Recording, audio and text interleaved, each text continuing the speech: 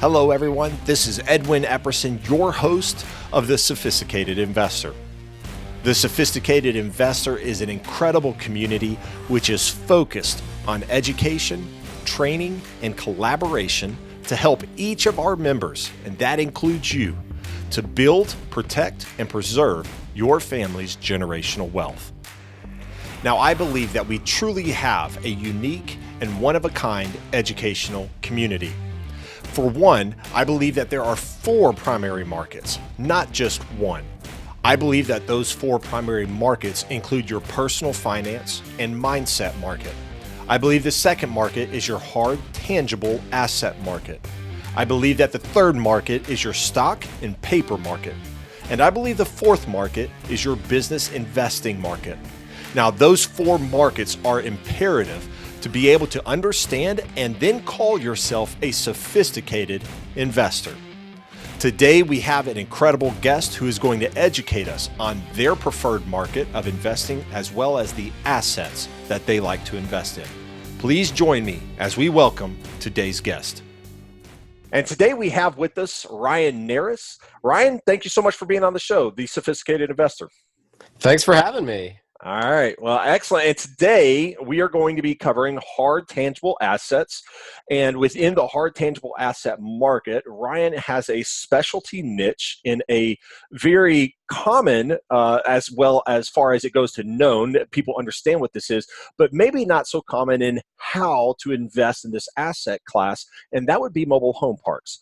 Ryan, thank you very much for coming on the show and willing to share with us your background, your history, how you got involved into this investment strategy and investing in this asset, as well as some of the lessons learned and key takeaways that you can provide the listening audience. Thank you so much for being on the show.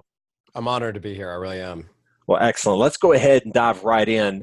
Mobile home parks. Now, it sort of has people think of mobile home parks and maybe they have this view that that's not an asset class that I want to invest in, but you're actually doing something very unique as far as the mobile home, the asset class, and really even more importantly, the people that live there.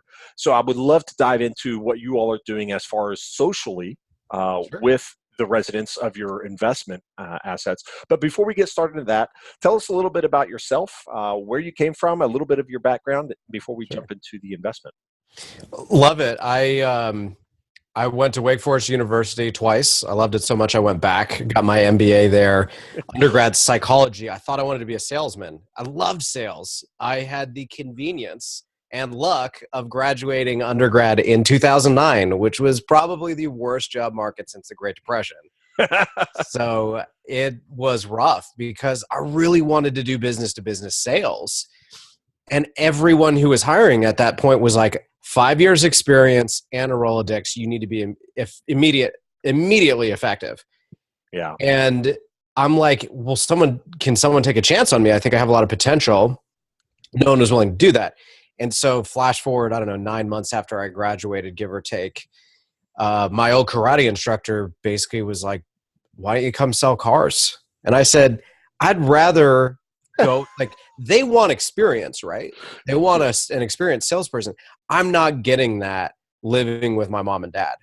I need to go out there and get it some way, somehow.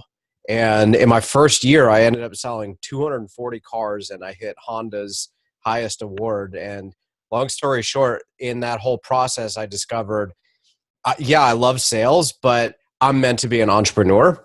And eventually I transitioned out of sales, ended up writing a book on the way out about how to buy a car for the best price using psychology, which was a fun experience. I made money, and by I made money, I mean I made like $19. So I actually spent more setting up the website, but hey, I did it, which is pretty cool. But then I went back to get my master's in business because I realized, I might understand people pretty well and know how to sell and organize and understand the operations of delivering a car, but I don't understand business. And I realized after reading Rich Dad, Poor Dad and 4 Hour Work Week, amongst probably about 100 other books, that I was meant to be an entrepreneur and it wasn't going to be given to me. The beauty of entrepreneurship is you're going to get thrown so many random hurdles. You have to love what you pick because, like Steve Jobs said, when he got fired from Apple when he was about 30, that the thing that kept him going through all of that, getting literally fired from your own company, was that he loved what he did so much that he kept going. And obviously we all know he found his way back to Apple and was just a stud. And what I realized through that process of just reading all of these books and doing all this introspection is I need to find what I love. And it took years to find that. And then once I found that, then it took years to go full time in that. Flash forward, I'm, as of this recording, 4 years into my mobile home park business. And I still face a whole bunch of stupid hurdles every single day. Where I was joking with you, Edwin, earlier, the audience doesn't know this. Right before we went on this podcast, I told every single one of my employees, okay, from 1 to 2 p.m., you can't call me. And they all called me at like 12:50. So that's a bit about me, where who I am, where I came from, and where I'm at. Well, excellent. And you are married, correct? Married, yes. And how has, taking a quick divergent before we dive into the investment side, how has being married changed your perspective in doing business? How has it helped you? I won't ask how it's hindered you, but how has it helped you? What are some of the lessons learned as far as, does your wife work with you? And if she does or doesn't, how does that integrate into you being an entrepreneur, which you and I both know that being an entrepreneur, it is not a 40-hour work week job. Like, it is much more than that. It's almost a lifestyle, if you will. So just real quick for the listeners out there who are maybe they're working a W-2, they're working a 9 to 5, and they're thinking of going out and starting their own business, how would you be able to prepare someone mentally to be able to take that step? And especially if they have a spouse that may or may not be on board with them taking that step. Fantastic question. And you're right that the word to describe entrepreneurship is lifestyle, because I dump an absurd amount of hours into it. And it's because I love it, which is great. So for an employee to go, oh, I'm off at 5. Why aren't you off at 5? That's not how it works. You know, I'm the boss now. If a mistake happens, it is 100%. It's my money. It's my, I sign recourse debt. This fails, they're not just coming after my LLC. They're coming after my house and my assets.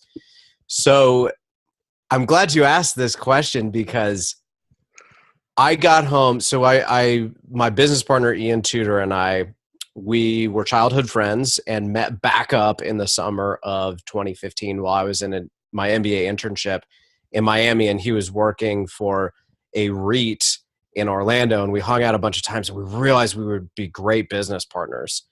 And it was just a matter of what business are we going to do together? And we picked mobile home parks. And so I got home back to Winston-Salem, North Carolina for my second year of my MBA. And I was proud to tell my wife, guess what? I finally found it. We're going to buy, operate, invest in mobile home parks. And she said words that I don't think I can say on here. But she was basically like, no, 1,000 times no, and the F word multiple times. Yeah, I'm sure. So I'm sure. I talk about hitting a wall right out of the gate. Yeah, right. And it was really tough. And I'm really glad you asked me this, Edwin, because for the first year and a half, I did not have any properties. And then eventually about 14 months into it, we bought our first property. But for those first 14 months, I was spending my time and my money on something that was not paying me, that my wife did not like, that she felt I thrust her into, which was really not fair for me to do that. But at the same time, she was like, I feel so guilty because you're so passionate about this and you want it so bad. I feel like I'm hindering you. I feel like, as she put it, I was a dream killer. So for both of us, we felt extraordinarily guilty, because I'm more risk seeking, she's more risk averse, and I was thrusting her into risk. And at the same time, she wanted to be known as the spouse who supports her husband, not discourages him from moving forward. So flash forward to when I started my podcast in 2018, the second episode, it was called Spousal Buy-In. And I said, Jennifer, I'm going to give you the mic. You have 2 rules. Number 1, no bad words. Number 2, No secrets, no industry secrets. Otherwise, it's open mic night, and oh boy, did she roast me. Yeah. But Yeah. by the end of the episode, what we both learned is that starting a business is much like a marriage, in that you're going to run into random hurdles that are going to really jeopardize what your dreams and hopes and aspirations are. They're going to threaten what the establishment that you have or you're trying to create. And what we realized together is we loved each other so much that we found a way to get through the battles we had for this and really for anything. So it was a really short episode. It was about 15 minutes, 15 minutes long. And it's really an episode about marriage told through the lens of entrepreneurship that happens to be the flavor of mobile home parks. But really to kind of really directly answer your question, my wife and I, if you were to ask her or me, what is the number one reason why you have a very strong marriage? It is because we disagree well. That's it. It's not Disney. It's not Hollywood. It's just when we disagree about something, we get through it. We find a way to get through it amicably. And sure, there might be a bad word thrown here or there, but by the end of it, we're always giggling and laughing. And we're talking about what we want to do next. Mm-hmm. And when I found mobile home parks, it was, she hates the way I compare this to her, but when I met my wife, we knew within 3 months we were getting married. And it was the same thing with mobile home parks. I knew really quickly that was what I was supposed to do. And so to directly answer your question, if that clarity is there and you find a business partner or something that you disagree well and you can remove your ego from and have productive conversations and get through tough times because you're naturally motivated to do it, that is the value of having a spouse, whether she or he agree or disagree with what you're doing. Yeah. Yeah. That is powerful. Spousal buy-in. I love it. I love it. That is tremendous. And that's a whole nother segment altogether. But I definitely wanted to cover that or visit that topic because I think for a lot of entrepreneurs, for investors who are actually wanting to transition full time into an investing career, having that spousal buy-in is, man, it is so important. And it's sort of like this big monkey on your back. You don't really know how to deal with it until you deal with it. But then there's if I start dealing with this, there's no turning back. Like I'm fully committed. So great to hear that, man. That is very powerful. Very powerful. So let's dive into the actual mobile home park investing. And for those listeners that are just now joining us, we have Ryan Narus on the show with us today, talking about mobile home park investing and how he goes about identifying and the strategy behind mobile home park investing. Because just like every other investment, you don't simply have a big grand vision, go out, identify the object of that vision, and then just invest. There is due diligence. There is a process by which he vet. And before this, Ryan was just telling us that it took him over a year to actually do his first investment. So let's start diving into the mobile home park industry, if you will, Ryan. What about the mobile home park industry, the investment strategy, really attracted you to that? Because again, a lot of people, they equate, when they hear mobile home park, they hear meth park. I grew up in Kentucky, and that's like, that was notorious. You go to mobile home park, there's a meth head, there's a coke lab there. I mean, you just walk down the mobile home park and there's all these things that people just know, hey, and that's sort of the idea that people get about mobile home parks. So as an investor, how do you go about identifying the mobile home park that you want to invest in? And then what is your purpose for investing in that mobile home park? So literally, if you just Google mobile home park and then click news on the Google portion, you'll see exactly what you're talking about. It's not very favorable to us. But the fascinating thing for me about mobile home parks is many things. They always say the riches are in the niches or however you choose to pronounce it. So I always, after reading Rich Dad Poor Dad, I knew I was meant to be in real estate. It kind of helped me connect dots that I didn't know were there. And so it's just a matter of what I wanted to do. And the thing about apartments right now is they're developing Class A apartments everywhere, and everyone in the world wants to get into that. And so I started looking at things that no one was talking about: marinas, self-storage, mobile home parks. And the one that stuck out the most, obviously, to me was mobile home parks for many reasons, but probably the number one reason for me personally was that from a young age, I always knew as a son of a college professor that I wanted to teach in some capacity. Mm-hmm. And I also realized how much my parents helped me get my education. They had the patience and the money to help someone like me. I had attention deficit hyperactive disorder, ADHD, growing up. It was very hard for me to sit still. They had the patience and the money to make sure I got my education. And I remember I went to Catholic school growing up, and they made, and I'm glad they did, made us do volunteer work. It was mandatory as part of Catholic school. And what I chose was tutoring underprivileged kids.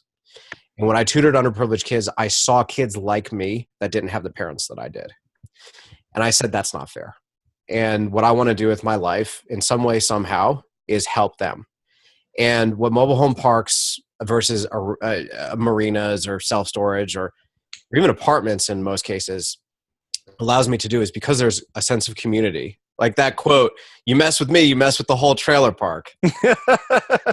There's a lot of truth to that. A lot of my communities are really strong communities. And I like to go and be there face to face and meet folks. But to be able to go there and what we did that differentiates us within the space is we actually started a scholarship for the kids in our parks because we want to give back. Now, right now we're still small fries, so it's only a partial scholarship, but we've accepted our first one recently, and she wants to be an entrepreneur, and I almost started crying writing the acceptance email. And it's like that to me transcends the money or the investment strategy or anything else. And here's why, because if you invest the time, you're there grinding it out every day, dumping in hour after hour after hour, that is probably by far and away more important than any other macro or even micro strategy that you have. If you can bet big on yourself because you know you're going to show up every day and dump your heart into it. Mm-hmm.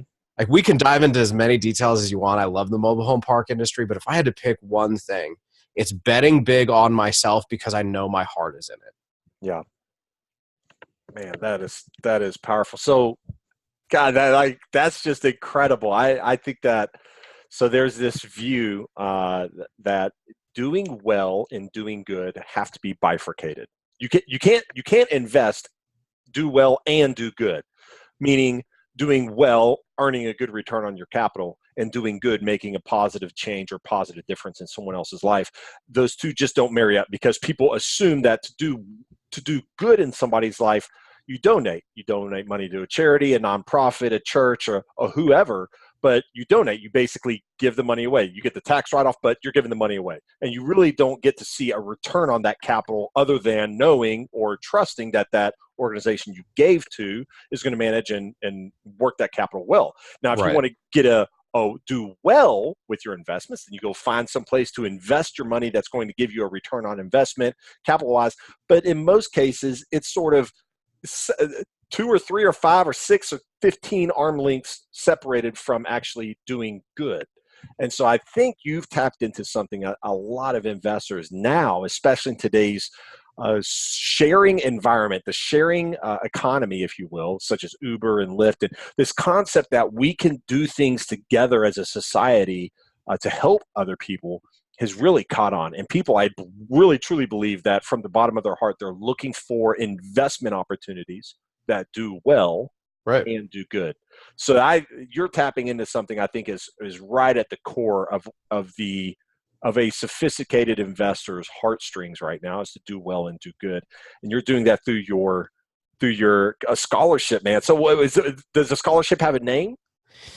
Not yet. That's to come. But I will say this: it's more than just that. So we also partner with Paylease, and we have online pay, which allows you to opt in to anytime you pay your rent online with Paylease, they will help you build your credit. So in other words, for folks who are the working class, who a lot of folks aren't what you think, what you see in Hollywood, right? These are people who are going through divorce. These are people with 8 kids. Yeah. These are folks who've come on hard times. A lot of them, I've actually met many folks with graduate degrees.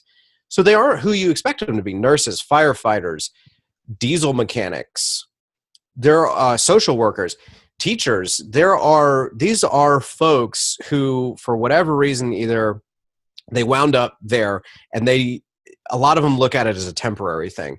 And so if I can go, hey, I'm going to help you send your kids to college, I'm going to help you either strengthen or rebuild your credit. What I'm doing is I'm investing in my clients, right? Because I think a lot of people look at this asset class and go, oh, wow, look at the returns you can hit because it's a niche, right? But the thing is, when you go at it at that angle, you are going at it thinking your investors are your customers. But that's wrong. Your residents are your customers. And if you can provide them a value that surpasses the competition, they're going to pay you. They're going to behave. They're going to fall in line because they're going to want to live with you in your communities. And then when they win, your investors win. And obviously you win at the same time. It's like Jim Collins says in Good to Great, you need to find the intersection of the 3 points, which were you need to find something you can be the best at, find something you're really passionate about, and of course I'm going to forget the last one. I hope you got good editing software here. What was it? Oh, this is all live. Oh, it's all live? Great. The audience probably knows what I'm talking about. What is it? It's best in the world at, lucrative, and you're passionate about. Right. So those three, the intersections of those three. And once you find all of those things, you can make money, you can be really, really good at it, like best in the world at it, and you're passionate about it. Once you find that intersection, you'll crush it. And that's exactly what I've found. I've found a way that it pays me well. Mm-hmm. It's a small industry, so I have a chance to really make a big difference in it. And I'm so passionate about it. So from my standpoint, like I said, we can get into as much nitty gritty about mobile home parks as you want. But I think for a sophisticated investor looking at this, going, do I invest in a fund, right? Do I just blindly throw money into a pool? Do I buy the property myself and just run it myself? Or do I find someone like Ryan who's just doing friends and family money? There's multiple different ways you can invest within this industry, whether you want to do it yourself, invest in a fund, or basically do a JV with someone who's going to operate. No matter which way you look at it, if your heart's in it, oh man, you can really do things that are, if you find that intersection of those 3 points, you can really just kick butt in ways that you never expected. Yeah. So I think that speaking to that, I think there's obviously there's four different, and from what I've seen and speaking with investors, there's four different mentalities to investing. There are active investors that want to generate active income. There are active investors that want to generate passive income. There are passive investors that want to generate active income. And then there's passive investors that want to generate passive income. And so finding out where someone wants to be, at least in that scheme of the investment, will help put them, because honestly, if somebody is in the mindset of, I want to be an active investor, they're going to be much more in line with actually doing what you do, where you're going out, finding the investment and doing that. Somebody who's going to be on the passive income or passive investment mindset, whether it's generating active income or generating passive income, is going to be much more in line to saying, hey, I like the way Ryan thinks. I like the way he approaches his investments. That's somebody that I want to work with. Hey, I've got the capital. I love what you're doing. Hey, let's see how we can work together. But there's definitely two ways of looking at investments, and it boils down to four ways, whether they want to be an active or passive investor, and what type of income do they want to generate, active or passive. Right. And so, yeah, definitely agree with you that there's obviously many different ways people can get invested as far as what side of the table that they want to fall on. As far as getting into the mobile home parks and Sure. investing and finding the assets. So if one of our listeners is sitting there like, you know what, I like what Ryan's doing.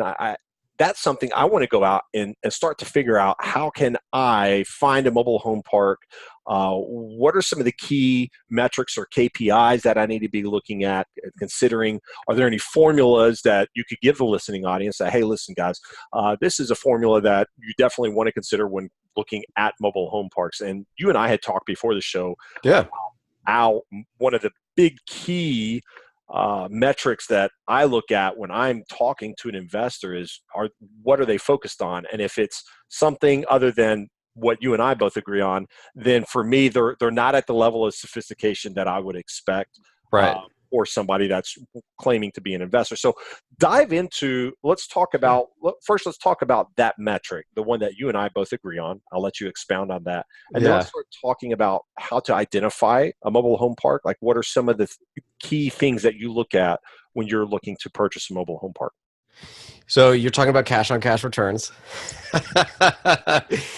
And just from a super high level, the way I'd explain this to if I went to an elementary school and someone asked that same question, I would say, if I have $1 and I put this dollar in a cash flowing asset, how many dollars do I get back per year for that?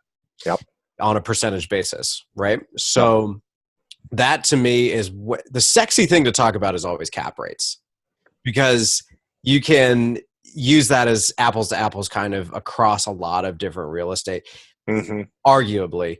But the thing that's wrong with cap rates are that if your debt structure is atrocious for X, Y, or Z reason, how much money are you actually taking home? Exactly. And not only that, if you don't have the capital yourself, because I started with nothing. I had more student loan debt than I had capital to invest. So I had to dump a ton of my own sweat equity into it.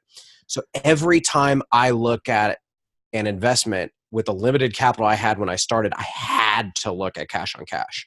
But I also had to look at how much money am I making per minute I'm putting in there, right?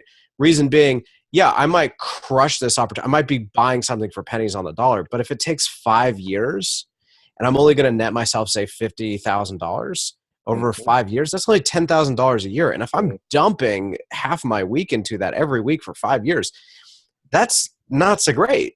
And so it's a bunch of things, but yes, you have to look at, if I put my dollar here, how much am I actually, when it's all said and done, taxes, debt, the works, what am I keeping?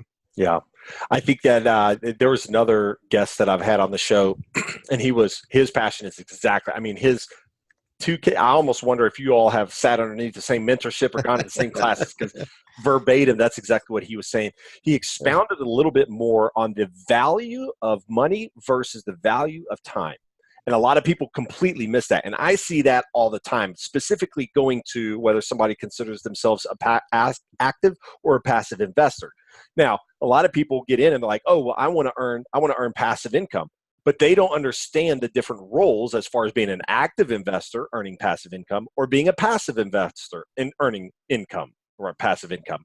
And so they anticipate that they're going to be very small amount of time generating an equal, as far as the value of time to money, they're earning a lot more than what their time is being spent.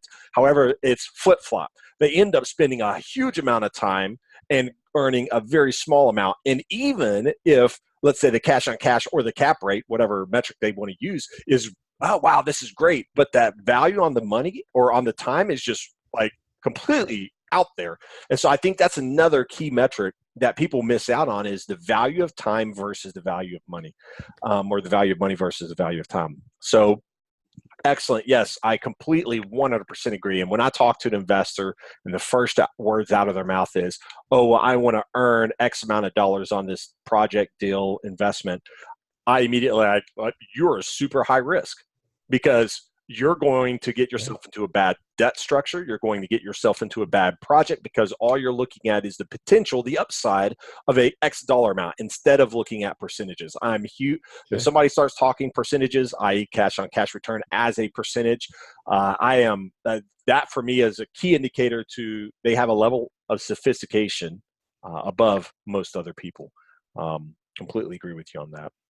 So tell me, Ryan, if somebody wants to go out and they say, okay, Ryan sold me on mobile home parks, I can do good, I can do well, where do I start? And so somebody is in anywhere in the United States and they want to invest in mobile home parks, what are some of the strategies that you implement to be able to identify where those mobile home parks are at? Sure. So obviously I have to say this, my podcast. There you go. Gotta do it. Gotta do it. A little self promo, but What is the name of your podcast, by the way? it's called Mobile Home Parks in Real Life, MHPIRL. And the reason why I do it, I'm not selling anything. I'm literally just trying to drive truth into this industry because there's a lot of hype. We even unfortunately made John Oliver for all the wrong reasons. If any of the audience watches John Oliver, I love John Oliver. He's hilarious, but it was a little bit of a bummer to see that. And I think that is in large part because there's only a few voices within my industry and they're all very one-sided. So I said, instead of complaining, why don't I go out and help people? If I give people something away for free, that'll get my message out there and I'll inject a different perspective within this industry. Because ultimately what I'm trying to prevent are slumlords, right? People who hear the mobile home park pitch and go, great, it's a passive, I can buy this thing and it's a coupon clipper, right? Yeah. So I'm actively passive. Exactly what you were just describing there. And I don't think that's accurate. Sure, there are mobile home parks out there like that, but I do a lot of work on mine and it's not passive by any means. But let's talk about how do you find these. So there are consensuses about 50,000 in the United States of America. So it's very, very small, limited supply, and they're not building any new ones. Or if they are, it's at a very slow rate. If you look up the numbers, it's like less than 10 over the last 10 years or something. Wow.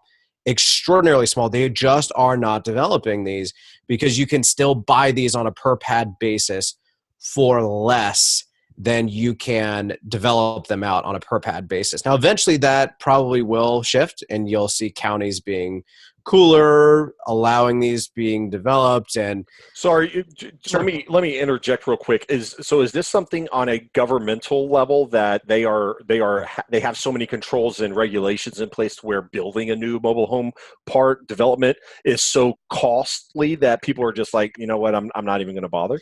It's all of the above. So it's costs, but it's also difficulties getting permits and dealing with municipalities. So always follow the money. Yep. Always follow the money. Well, if you're a municipality or even a county, if you're outside of the city limits, and you're looking at something that is effectively dirt, right? So you're renting the land. The real estate taxes are going to be relatively low because it's just dirt, right? They're a lot of times not going to be taxing you from a county or municipality level off the cash flow. They're going to be doing it on the dirt. So of course they're going to be like the third base coach just waving them on in for Class A apartments. But for a mobile home park, which is going to be pennies for them, yet it's still going to require a lot of police, a lot of firefighters, the schools, the hospitals. The amount of dollars going into it are disproportional to the taxes they're getting out. So yeah, they might say, oh, we believe in affordable housing and we need more of it and da-da-da-da-da. It's like, dude, at the end of the day, follow the money, right? Interesting. So it's a lot more difficult to get things through the local governments because you have to go through rezonings, you have to get permits. People within a bureaucracy are going to disagree. But I'm slowly starting to see that change, and it's just going to take time because you have to get rid of that stigma of, oh, it's a meth house, there's prostitution, there's drugs, there's crime, there's da-da-da-da. I, for 14 months, every other week slept in one of my properties on a blow-up mattress in one of my trailers. I did that for 14 months. I will tell you, I brought my wife down. I'd raise my kids in one of these communities. It's safe if it's run by active management. If it's a slumlord, you welcome in all sorts of negative stuff, but that's not just mobile home parks. I live in Charlotte, North Carolina. There's a Ramada Inn that got essentially eminent domained by the city of Charlotte because they were running prostitution rings out of it. There are countless apartments that go through the same thing. Yep. It is not a mobile home park. It is not good management that causes bad people to come in and stay in. Excellent word. Excellent word.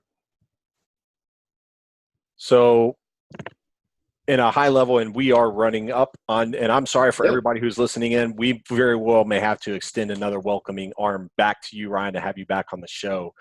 We barely just got into the actual mobile home valuation, but really what you're saying at a high level is that they're not being built very often, much more anymore. And so identifying and finding those mobile home parks and where they're at, and seeking out that value is really key and critical. And one of the best ways that somebody, if they are interested in investing in mobile home parks, jump onto your podcast, which is Mobile Home Parks in Real Life, MHPIRL. And I'm assuming is that a .com or .org? Is that also a website? On iTunes, you can just go right to my website, archimedesgrp.com, or if Archimedes is a great name in theory, but it's impossible to spell. It's ARCHIMEDES, or just Google Ryan Narus, NARUS. So before we end, I've got to ask you, the name is very unique, and it's steeped in Greek mythology, I believe, correct? That is accurate. Yes. Okay. So what spurred the idea of calling your company the Archimedes Group? So 100% Ian, my business partner, because he started a mobile home. He was going to start a mobile home park business with a business partner, and it didn't pan out. And then he let it go dormant for 6 to 9 months. And then I came in and we were thinking about names, and I was like, you already got a name, right?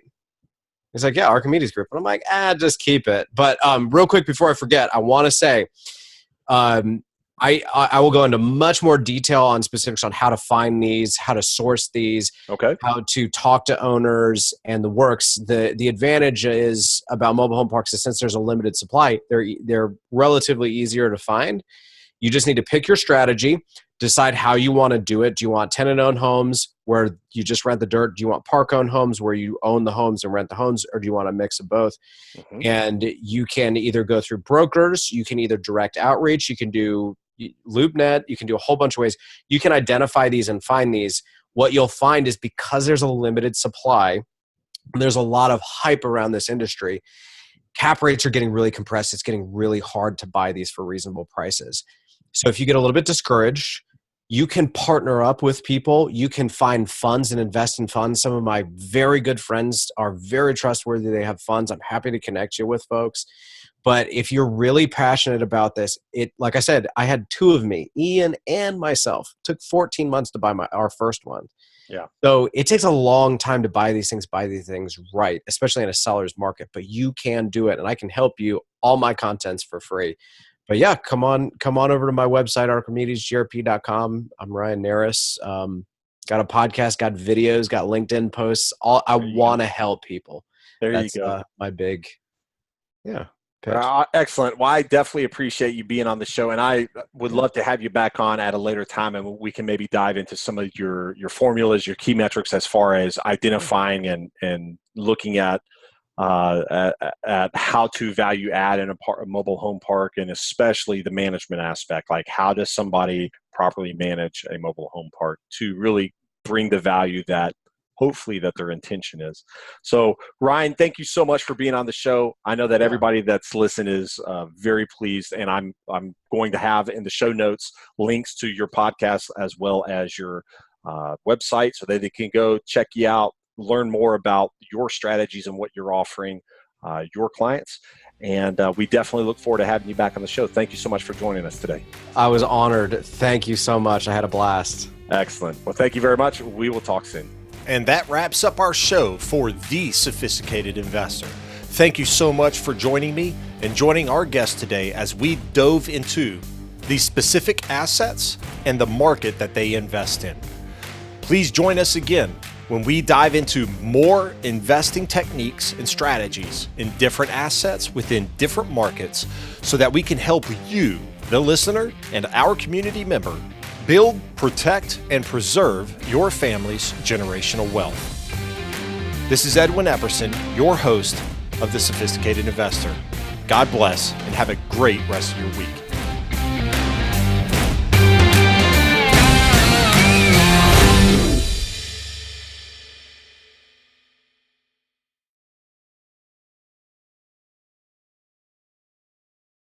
That in and of itself is going to be perfect. So just send over the checklist, and then we'll post that in the show notes, as well as links to your podcast and your website, and obviously your personal contact that you put on the forms. So yeah, man, I definitely appreciate it. Thank you so much. It's been a pleasure. And so let me ask you this. Yeah. As far as mobile home parks goes, have you considered, or have you looked at, you and your partner looked at taking a mobile home park and starting to replace, and I don't know what your strategy is, whether you do just like you buy it and then you lease out the land and then the tenants own their homes, or whether you own the pads and the homes, or whether you do a mix. I don't know what your primary strategy, or if it's dependent upon the area and the mobile home park. But have you thought or considered starting to replace the homes that maybe the park owns with container homes? When you say container homes, do you mean like tiny homes? Not tiny homes per se, but the big sea land containers. Oh, no, I have not. I know what you're talking about now.